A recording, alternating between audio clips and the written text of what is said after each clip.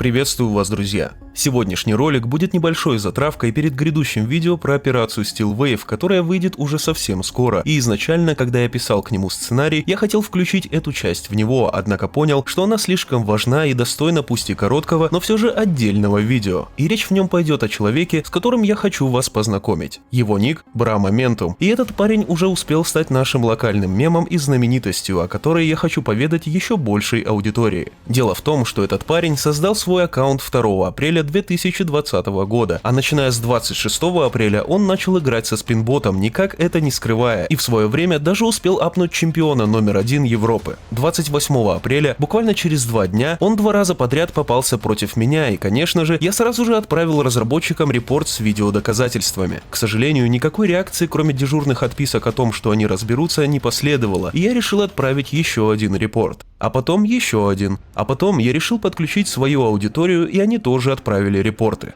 Много репортов. И, вероятно, другие игроки, которые попались против него, тоже это делали. Казалось бы, у этого парня просто не было никаких шансов. Сценарий к этому ролику пишется 19 июня 2020 года, и, внимание, Бра-Моментум до сих пор не в бане.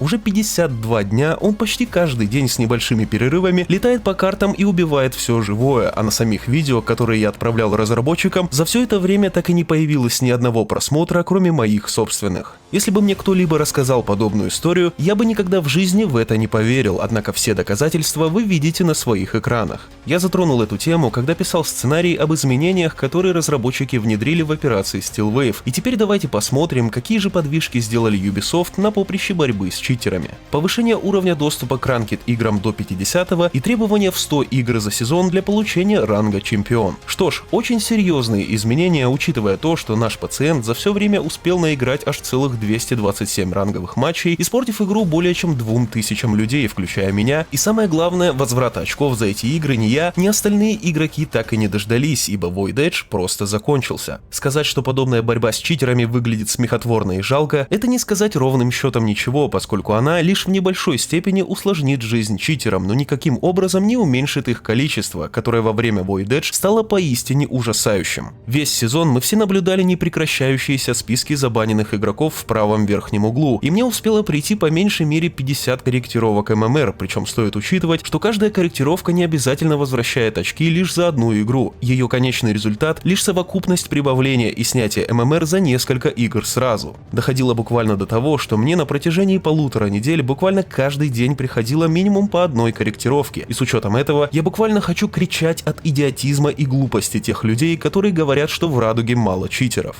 Читеры — это плесень, которая развилась на теле осады до поистине невообразимых масштабов, и мне даже страшно представить, сколько еще таких Бра-Моментумов безнаказанно гуляет по ее просторам. Это видео — истошный крик отчаяния в адрес всех тех слепых игроков, не осознающих всю серьезность происходящего пиздеца и того, насколько ситуация вышла из-под контроля Ubisoft. Battle.ai — это дырявая лодка посреди океана, а разработчики — это люди, пытающиеся вычерпывать прибывающую воду ведрами обратно, вместо того, чтобы залатать пробоину. Именно так и никак иначе я вижу их жалкие потуги борьбы с читерами. Я хочу призвать вас к максимальной сознательности и попросить вас сделать все, чтобы это видео распространилось на как можно большую аудиторию. Лайки под ним мне нужны не для того, чтобы потешить свое эго, а лишь для того, чтобы алгоритмы YouTube поняли, что его стоит продвигать. Делитесь им со всеми друзьями, играющими в осаду. Рассказывайте об этой проблеме всем игрокам, потому что ее действительно необходимо придать максимальной огласке. Я очень надеюсь на вашу помощь и поддержку. С экранов радаров я удаляюсь всего на несколько дней, и скоро будет новый ролик. Ну а на сегодня у меня все. С вами был Проксима. Боритесь за правду до конца и удачи во время осады.